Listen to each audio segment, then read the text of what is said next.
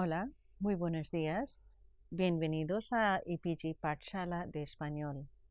Estamos en el paper 9 que se titula Literatura Medieval.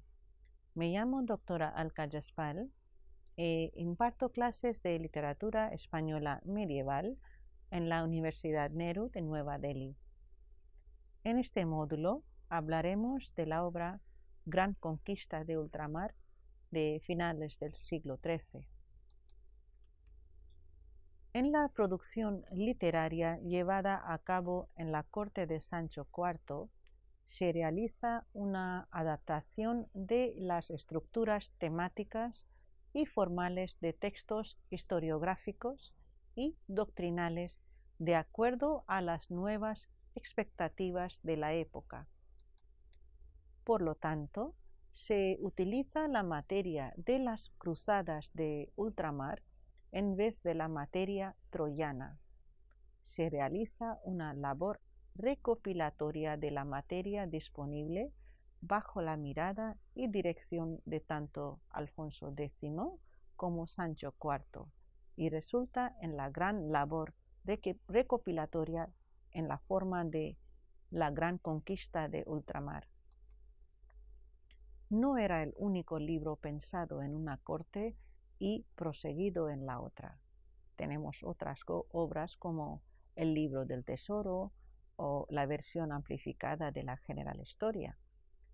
Se trata de realizar labores que promuevan un sistema de ideas con una red de valores que eran de interés tanto para los nobles como el pueblo general. Por lo tanto, se tiene el escenario de dos monarcas que compiten por su presencia en el ámbito regio como en el literario. Es un relato medieval castellano que contiene una crónica muy novelesca de la conquista de Jerusalén durante la Primera Cruzada. La obra poco tiene que ver en realidad con los libros de caballerías. Esta obra, Gran Conquista de Ultramar, se ha conservado en 4 manuscritos parciales. Unos atribuyen la obra a Alfonso X y otros a Sancho IV. Fernando Gómez Redondo adopta una postura intermedia y piensa que el texto se inició bajo el reinado de uno y se terminó en el del otro. No hay una versión completa ni una versión manuscrita del texto, lo cual plantea problemas de fijar la extensión con la cual se concibió el proyecto. Como elabora Bautista, esta obra, compuesta a fines del siglo XIII, se conserva en 4 manuscritos y un impreso de 1503. Uno de los manuscritos ha sido valorado insuficientemente hasta ahora, aun cuando se ha señalado la posibilidad de que derive de un borrador de la obra. En este trabajo se ofrece una nueva descripción del manuscrito para pasar a discutir su relación con el impreso, señalando finalmente su relevancia a la hora de conocer mejor la composición de la obra Gran Conquista. Se edita en apéndice la última sección del códice con notorias diferencias al impreso y se examinan sus principales características. Data, por lo tanto, entre 1291 y 1295 su primera redacción. El manuscrito más antiguo y también más extenso en el que se nos ha transmitido, comprende de 360 folios, se conserva en la Biblioteca Nacional de Madrid y fue compuesto en el año 1295. El segundo manuscrito también está en la Biblioteca Nacional de Madrid, de finales del siglo XIV, asigna el texto a las órdenes del rey Sancho. Los siguientes son manuscritos P y B, que están en la Universidad de Salamanca, del siglo XV, y el impreso de Salamanca de Hans Heiser de 1503. La relación entre todos estos manuscritos es difícil de corroborar y la crítica sigue con la opinión dividida en la materia. El aspecto curioso es que se adjudique la creación de una misma obra a dos monarcas diferentes. Como dice Gómez Redondo, detrás de cada códice ha de verse un impulso formador distinto que reproduce el pensamiento ideológico o las expectativas de recepción de quien encarga esa concreta copia. Planteada así, la transmisión textual y contando que con el manuscrito 187 puede remitir, si es que no lo es, a un códice del Scriptorium de Sancho IV. Podría pensarse en una composición en 3 etapas. Estas serían una primera alfonsina en que se traduce la versión francesa de la obra Historia Rerum in Partibus Transmarinis Gestarum de Guillermo de Tiro, conocida como Heracles, para la general historia. Ya en la corte de Sancho IV se convierte esta traducción en una compilación pseudo-historiográfica. Con la muerte del monarca se potencian los componentes de ficción caballeresca que pueden servir para educar al nuevo joven rey. En cuanto a la estructura, en la versión española, este relato de las cruzadas alterna materiales cronísticos con referencias poéticas que subrayan los sentidos o que trazan los personajes historiográficos. Como se ha comentado anteriormente, la obra se divide en 4 libros. Los cierres de cada uno de ellos ofrecen un rápido resumen de los hechos expuestos. En primer lugar tenemos el libro 1, que compone de 231 capítulos a siguiente manera. Los capítulos 1 a 46 trazan los móviles de la cruzada, habla de Guillermo de Tiro, de la historia de emperadores de Roma y de Sansón de Antioquía. Capítulos 47 a 142 hablan de la historia del Caballero del Cisne. Capítulos 143 a 184 hablan de las mocedades del Godufrey. Y desde 185 hasta 231 capítulos ilustran la ida al ultramar, en encuentro con el emperador y el sitio de Niquea. Termina con las líneas: aquí se acaba el primer libro de la conquista de ultramar, según la mejor división, en el cual se contienen la causa y manera de cómo y por qué se movieron los altos hombres y devotos cristianos en esta santa romería, y de su primero desbarato. Asimismo, de cómo nació el Caballero de Cisne y sus hechos y linaje, y cómo fue suyo el ducado de Bouillon y después por sucesión de su nieto Godufrey, el cual fue uno de los principales peregrinos que vinieron a Jerusalén, y de lo que acaeció en principio de su camino con el emperador de Constantinopla a el de los otros hombres, y de cómo ganaron la ciudad de Niquea.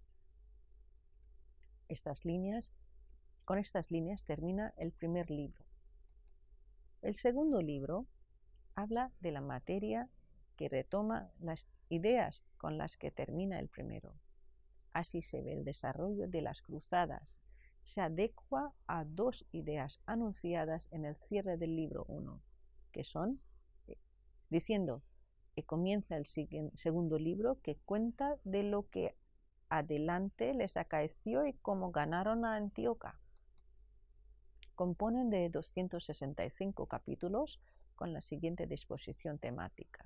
De 1 a 42 habla de acciones militares de Godufrey y de Baldovino. El capítulo 43 trata de las mocedades carolingias, por ejemplo, de Berta de Mainete.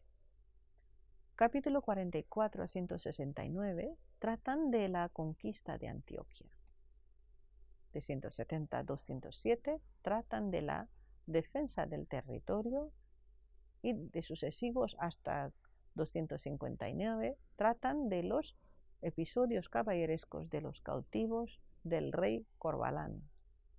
Al final, de capítulos 260 hasta 265, tratan del acercamiento a Jerusalén. Este libro también empieza donde se cierra el anterior con las siguientes líneas. Aquí se acaba el segundo libro de la conquista de ultramar y síguese el tercero, el cual contiene lo que los peregrinos hicieron después de partieron de Antioquía hasta que eligieron rey de Jerusalén y hubieron allá algunas conquistas con los turcos. Empieza con las líneas que hemos mencionado. Al final del libro segundo empieza el libro tercero.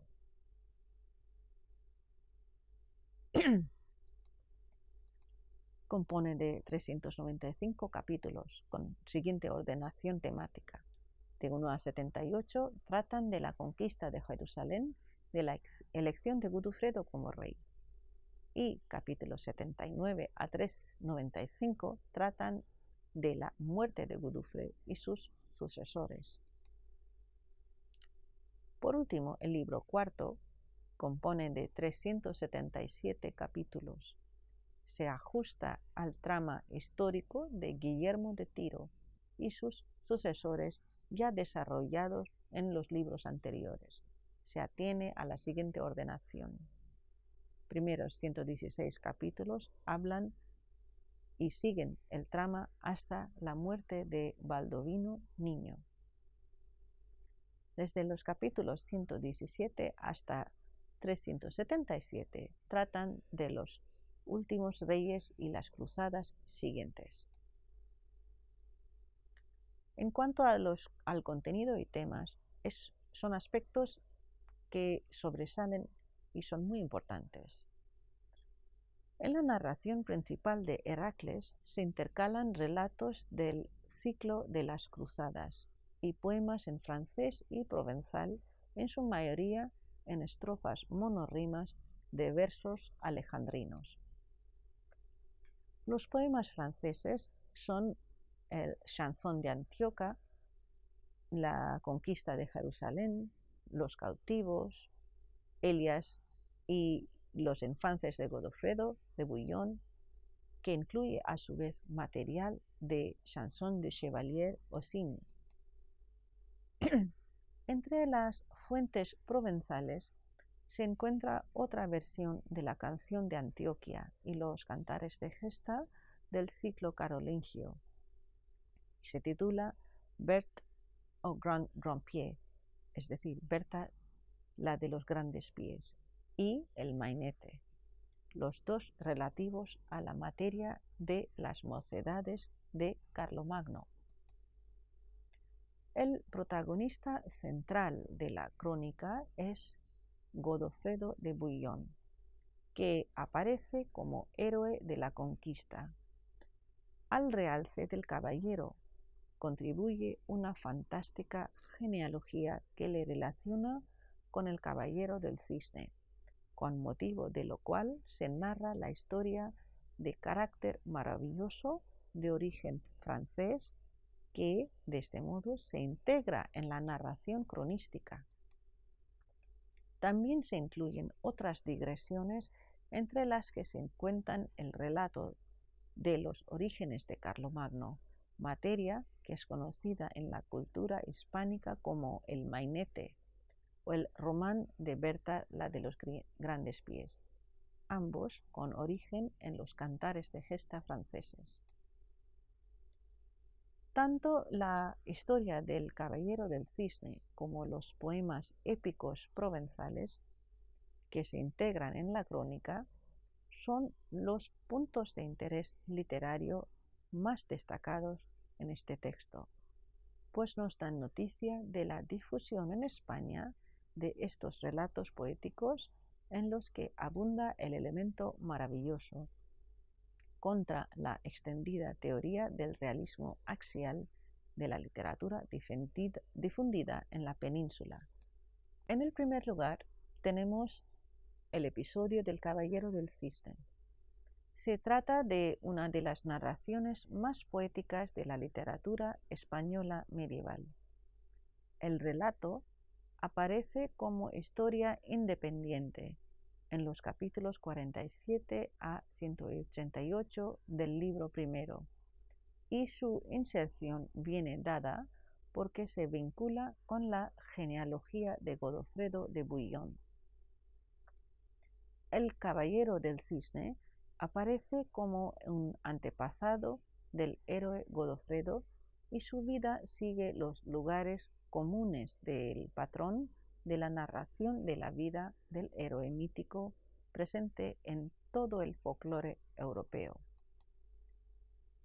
En la primera parte aparece una serie apretada de motivos en los que predomina el aspecto sobrenatural, en la línea del cuento maravilloso.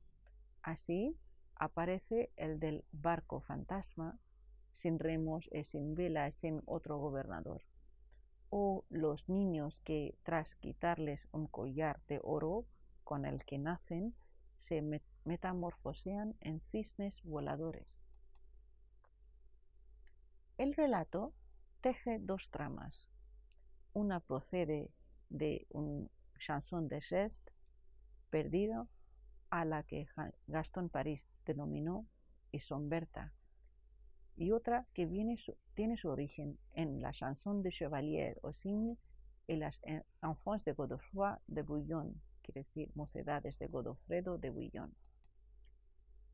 Cubre una serie de modelos narrativos muy conocidos de la época, materiales folclóricos, épicos e historiográficos, los romances de materia hagiográfica, hecho que indica la valoración tan especial que gozó en la época. Pero el aspecto importante es que tras su inclusión en el trama, los mismos hechos pierden esta orientación original y se dejan iluminar de la ficción. Sus ideas y sus personajes se arranca la historia de acuerdo a estos elementos, pero sigue más allá, con informar de las virtudes religiosas y de los defectos caballerescos que permiten construir un linaje y que luego sigue hacia su perdición. En resumen, toda la materia argumental revela la manera como el nuevo linaje se asienta en los componentes caracterológicos con el cual tres mujeres definen la identidad del Caballero del Cisne. Isomberta, la esposa abandonada y la madre calumniada. La segunda, Beatriz, la mujer, simboliza la conquista caballeresca. Y por último, Ida, la hija abandonada, quien a su vez será la madre de Godofredo. Cada una de ellas cumple una función distinta. Isomberta e Ida comparten no solo las penas, sino también motivos folclóricos y mirabilia, resaltando su imagen como madre de los dos protagonistas masculinos, el Caballero del Cisne y Godofredo. Las digresiones narrativas que se incluyen en la obra verifican la lectura a voz alta con el cual este texto se transmitiría. Estas inclusiones iban dirigidas a los oyentes y lectores que eran capaces de valorar y complementar el significado de los hechos históricos, de las guerras, de las cruzadas, junto con las referencias de unos romances ficticios. La vinculación de los linajes es la clave que permite la inclusión del resumen de los textos carolingios de Berta y Mainete. Las escasas referencias de esta materia provienen de textos historiográficos de la época. En el segundo lugar tenemos el episodio de Berta, la de los grandes pies. Aparece en el libro 1 con el episodio de un infanzón llamado Volker über de Chartres. Bertrada de Laon, históricamente, era hija de Cariberto Ardral, conde de Laon, y de Gisela de Laon. También es conocida como Berta. Se casó con Pipino el Breve, rey de Francia, en el año 749, tras ser su concubina desde el año 741, y fueron padres de Carlos I el Grande, llamado Carlomagno, en el año 742, y de segundo hijo, Carlomán I, en el año 747. Era apodada la de pie grande, apodo que proviene del hecho de que tenía un pie más grande que el otro. Es uno de los poemas épicos que forman parte del ciclo de cantares de gesta sobre los orígenes de Carlomagno. Berta es hija de Flores y Blancaflor, reyes de Hungría, y se desposa con Pipino el Breve, de cuyo matrimonio nace el futuro Carlomagno. Pero la misma noche de bodas, Berta había sido suplantada en el lecho conyugal por una sierva, y de esta unión nacen los hermanos bastardos del futuro emperador. Se llaman Rainfroid y Henry. Por lo tanto, los núcleos argumentales son estos. En el primer lugar, tenemos el apartamiento de Berta de la corte, que contiene Pipino se casa con Berta, la sustitución en la noche de bodas, traición del ama, condena contra Berta, exige el corazón como prueba. Luego la muerte oculta, en la cual Berta está abandonada en el monte, y luego es salvada por un montero del rey y consigue una nueva identidad. El rey Pipino la descubre, se enamora y engendra a Carlos. El segundo plano es de regreso de Berta a la corte, cual incluye la llegada de Blancaflor a la corte tras la muerte de Flores. Las sospechas de Blancaflor, a la que no le dejan acercarse a la falsa hija. Descubre la traición y plantea el signo de los dedos unidos del pie. Al final se revela la verdad y los escuderos confiesan el abandono de Berta en el monte. Al final ocurre el descubrimiento de la identidad de Berta y de Carlos, su hijo, con lo cual regresa Berta a la corte, consigue su venganza y justicia ejemplar. El romance explora con éxito el entramado complejo de las relaciones cortesanas en las que triunfan la envidia y la calumnia. También es significativo el juego de sentido en este romance, lo cual hace perceptible el público femenino que se sentía plenamente identificado con estos sufrimientos. Varios linajes se juntan en Carlomagno, el de Francia, de España, de Alemania. Y para mayor intriga, la obra cierra con un final abierto. Carlos dicta la sentencia contra la falsa reina y la haya, al cumplir los cuales Pipino quiere ordenar el nuevo reparto de poderes. Pero muere antes de que se aceptara su propuesta de Carlos como heredero en Francia o Alemania. Lo mismo ocurre con Blancaflor, quien al volver a España fallece y el reino se pierde de las manos de Carlos. Berta se diluye como una sombra y al final se queda el héroe Carlomagno abandonado para realizar sus hazañas y mocedades. La segunda obra es el Mainete. Sobre el emperador Carlomagno también hubo leyendas urbanas en la literatura castellana. A través de algunos cantares de gesta de su conversión historiográfica y de su posterior novelización, la Edad Media nos cede estos interesantes relatos legendarios, plagados de variantes en los que podemos aún recrear nuestra imaginación. En el Mainete se cuentan las mocedades de Carlomagno. Sus dos hermanos bastardos, Rainfroy y Henry, lo persiguen y éste debe refugiarse en Toledo, donde se enamora. Cuentan que Carlomagno, cuando era joven, tuvo que salir de Francia y pasó un tiempo en Toledo, acogido por el rey moro Galafre. Durante su estancia se hizo llamar Mainete o Mainés. En varios casos, al menos en la edición de Gaston Paris del Cantar francés, que lo relata. La primera crónica general narra con detalle este hecho, bebiendo supuestamente de un cantar épico castellano perdido, al que ya hemos mencionado, el Mainete.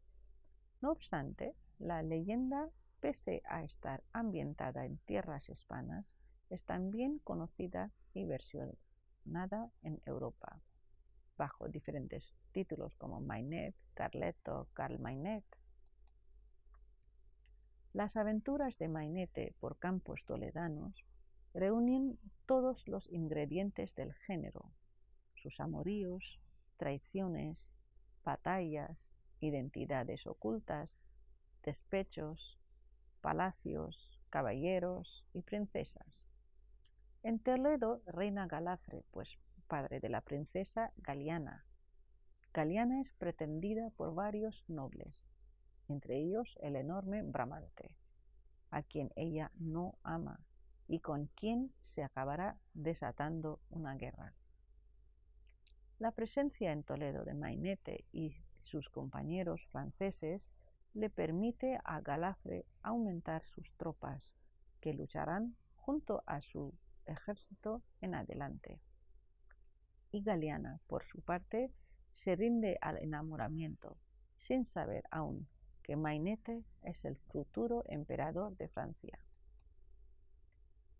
En el segundo libro de la Gran Conquista de Ultramar aparece una versión más resumida del ciclo de la juventud de Carlomagno, en el que aparecen de nuevo materiales de los tres núcleos argumentales que lo componen, es decir, Flores y Blancaflor, Bertala de los Grandes Pies y el Mainete.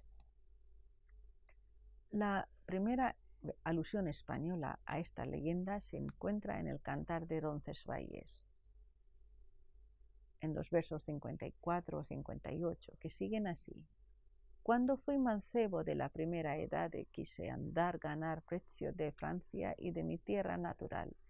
Fuime a Toledo a servir al rey Galafre, que ganase a Durandarte largue. Ganéjela de moros cuando maté a Bramante. Y más adelante en el verso 64 a 66, y dices, salíme de Francia tierra extraña morare, por conquerir proveza y demandar linaje, acabé a Galiana, a la mujer leale. Este argumento fue prosificado en la historia de España, en los capítulos 597 a 99, aunque los investigadores no están de acuerdo sobre si esta adaptación se hizo de un texto francés o castellano. Los testimonios pre-alfonsíes y el alfonsí representan una línea en la tradición del Mainete independiente del resto de los textos conservadores en Francia, Alemania e Italia, la cual parece remontar con pocas modificaciones al texto original. Los testimonios franceses, italianos y germánicos aparentan derivar, en cambio, de una versión refundida posteriormente, aunque no hay acuerdo sobre el origen y la forma poética originaria de la versión a la que remontan estos textos hispánicos.